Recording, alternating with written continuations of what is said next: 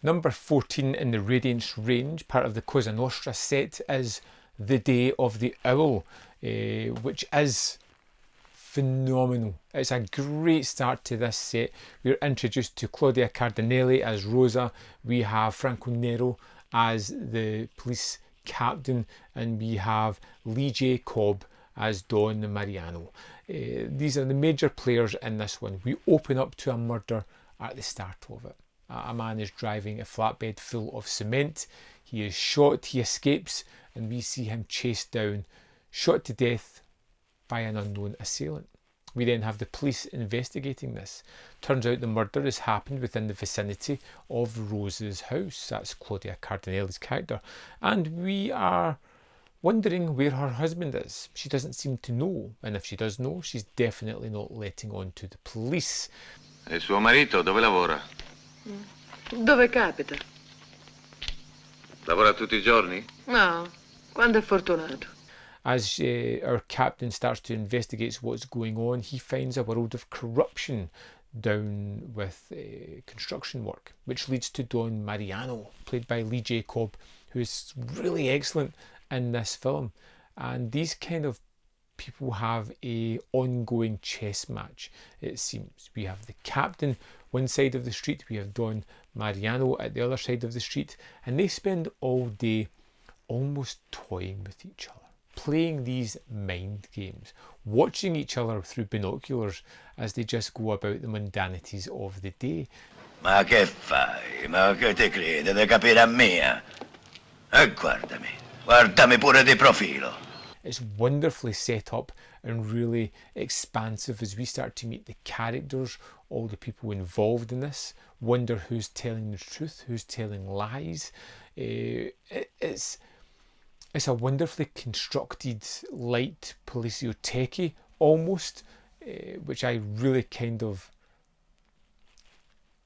loved, would be the best way to describe it, I suppose, because I just was enamoured by the storyline. Edge of my seat trying to figure out where it was going to go. The piercing blue eyes of... E se è così, Rosa, un giorno me la racconterà, Nero is something that you just see staring through his interrogation victims. The mind games that go on here are exemplary, because we watch the captain play them with the gang members. We watch Don Mariano play it with our police chief, captain, and the gang members, and we see our character of Rosa kind of stuck in the middle, wondering what's happened to her husband. Where has he gone? Why won't anybody give her a straight answer? She finds herself being shunned by the community as people start to tell these horrible tales about her and her wandering eyes. Sei stata l'amante di Pizzuco e non ci avevi detto niente. Amante no, un incontro occasionale. Ma allora vogliono rovinarmi. Insomma, Rosa, ha avuto una relazione con lui, sì o no? Ma no, con uno come Idu. The Day of the Owl was a phenomenally shot, expertly scored, terrific film.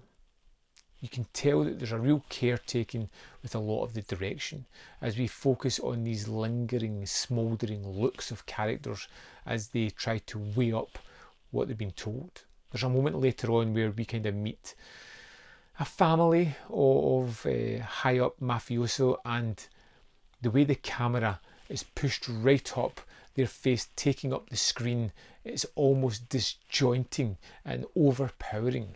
You can feel the weight in these characters as they talk in these sentences that mean, say one thing and mean something completely different. The barren brown landscapes, the beige colour palette that this has, all brings the film to life, surprisingly, in this wonderful way. I absolutely adored The Day of the Owl. I thought it was a really thrilling proto-policio-techie. Great performances. Lee J. Cobb, who doesn't do much in the film but just has that grandiose stature about him, the twisting, turning narrative and the way that both people push the limits of what they're comfortable to do to get the results that they want was just exemplary. And the moments within the film that are really tense and exciting as well. A moment with a car bomb is one of my favourites in this film as well. I would highly recommend checking out The Day of the Owl. Phenomenal release. Let's dive into the extras, see what they have. Here we are in the disc for The Day of the Owl. Let's go to the special features. First up we have a new interview with Franco Niro. Italian cult star Franco Niro gives his candid look at the shooting of The Day of the Owl, filmed exclusively for Radiance in September 2022. And this is 17 minutes 21 seconds. It's great listening to Niro talk about turning this film down, how he eventually did it, working with Damiani, who seems to be a larger than life character. Next up, Franco Niro, Ugo Pirro and Luigi Trentini. In this archival documentary, originally shot in 2006, we have the star, the screenwriter and the production manager delve into the making of its film, its reception and its influence. This is an archival piece from 2006, and it's really kind of fun to see the difference between the new piece with Niro and how his thoughts have changed over the time, or how he reveres the film more, it seems. Next up, Claudia Cardinale. For a Belgian TV series, Claudia Cardinale discusses her life and career, first broadcast in January 2017. And this is 22 minutes 20 seconds. It's kind of shot as she's driven from one place to another, with the sort of taxi driver interviewing her along the journey. It's kind of weird format, but interesting nonetheless. Identity crisis, an Italian genre, finds itself. Genre expert Mike Malloy examines The Day of the Owl within the context of Italian crime and mafia focused films. This was newly produced for Radiance in September 2022, and it is 20 minutes 4 seconds and is brilliant. This is a great extra, just delving into the shift in tone and genres for Italian films from the 60s into the 70s. Casting Cobb, A Tale of Two Continents. In this video essay, filmmaker Howard S. Berger looks at actor Lee J. Cobb's career transition from Hollywood to Italy and the archetypes he tended to play, created exclusively for Radiance in January 2023. This is an in-depth piece looking at Cobb, obviously the impact it's had on the filmmaker and how his career kind of progressed, and pretty much how it moved from Hollywood into Italy and some of his larger roles and the impact that he had. And we have the trailer, which is 2 minutes 50. And that's the extras for The Day of the Owl. There we have it. Day of the Owl. Without even watching the other two movies, you need to pick this up. You need to get this set. Radiance have done wonders with this. Transfer's amazing. Film is phenomenal. Great performances. Standout film for me and amongst the Radiance collection. Do not sleep on this.